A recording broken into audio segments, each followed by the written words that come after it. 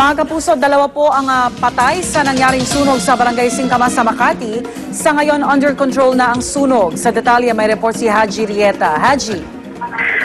Yes, Rhea, kanina nga lang ay nalaman natin na dalawa na ang patay dito sa may sunog sa may Barangay Singkamas. Dito pa rin yan sa Makati City. No? Pero Rhea, kapapasok lang na balita ay umabot na sa 4 itong natagpo ang patay dahil sa nasabing sunog.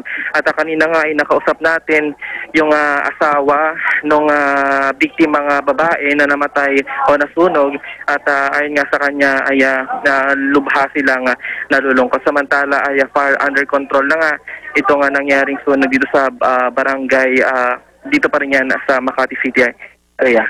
Alright, Haji, ilang bahay ang apektado nitong sunog? Rhea, sa ngayon wala pang binibigay na formal na bilang, pero kanina nalaman natin na nasa mahigit 300 yung mga bahay na natupok ng sunog at yung pamilya naman ay maabot na sa 150 families na affected dahil sa nangyaring sunog, Rhea. Itong 4 na namatay, meron ka bang mga pangalan, Haji? Yan ang kinukuha natin, Rhea. Pero yung isang pangalan kanina ay nakilalang siya si Dory Padilla. Ito yung nanay nung na-interview natin kanina na si Esteban. Samantala isa naman nung dead on arrival sa ospital ng na si Egoy Padilla. Ay yun yung nakuha nating mga pangalan. Yung dalawang pangalan nung namatay pa ay kukunin natin mamaya, Rhea. Itong pamilyang ito dito raw nagsimula. Dito simulan ng sunog na kumalat nga dito sa may barangay Singkamas sa Makati City. Alright, maraming salamat, Haji Rieta. Samantala mga kapuso, samahan po natin sina Suzy and Luan.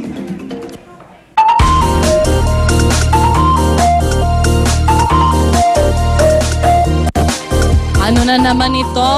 Ano na naman pauso ito? Siyempre, naghanap tayo ng mga bagong workout natin dyan, lalo doon sa mga nagsasawa na sa dati. Hindi po yan ang ideal workout outfit, ano? At may makakausap tayo tungkol sa Kanga Boots. Yes, nandito si Coach Rayo Del Prado of FTX Fitness Center.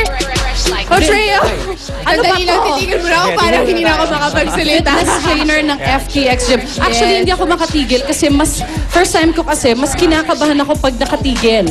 Ano ba ang concept nitong Kanga Boots? Well, the concept of Kangoo Boots kasi is that it actually helps you in stabilizing your core during your training.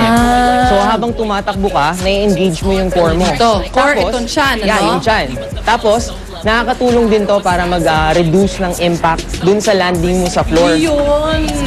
Kasi kadalasan marami nagre-reklamo kasi marami nahihilig sa running, di ba? Yeah. Pero marami din na-injure yung kanilang mga tuhod. Yes, exactly. From the impact. Usually, the first year of running, marami talaga nagkakaroon ng injury when they run. So with this kind of shoes, nakakatulong yan.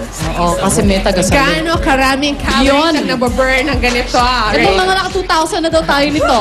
Actually, when you're doing this using the Kangoo jumps, no? Okay. Pag ginamit mo siya for an hour, it adds up at least 20% more calories dun sa na-produce mo during training. Okay. So that's 20% more. 20% more. Okay. So, in an hour, ano yung itsura ng class ninyo? Para siyang aerobics? Yes. Ganyan? We actually have meron kaming aerobics class. Like, we have a dancing class. Gamit ito. Okay? We have a hip-hop. Yeah. Tapos Samba. meron din kaming jump training or plyometric class. Okay? Tapos meron din kaming running class. So may running class din. So, ibig sabihin lumalabas ba kayo? Paano kayo nag-running class? Yeah, actually, lumalabas sila kami. gamit. Lumatakbo kami sa labas. Ay, pakilala mo naman yung mga kasama natin dito. Yan. So, kasama natin ngayon si Brian Red. Siya yung ating Kangoo running coach.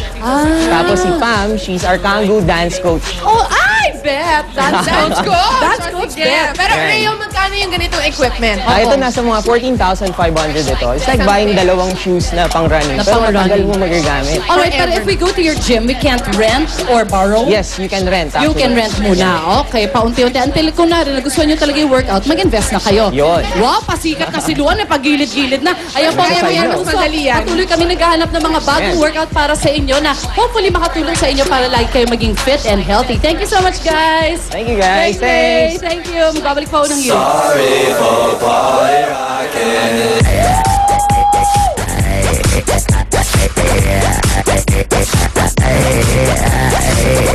Siguraduhin walang tulo ang mga bubong, tubo at gutters. Mag-Sure Seal Elastomeric Sealant. Umulan man o umaraw, sure dikit, sure tagal ang kapit ng Sure Seal. Kaya para sure gurado ka, mag-Sure Seal mula sa Jardine Distribution. Shop for back to school at SM Stationery. Get an all-in-one school pad from grade 1 to high school for only 299 pesos. Kompleto na, super sulit pa.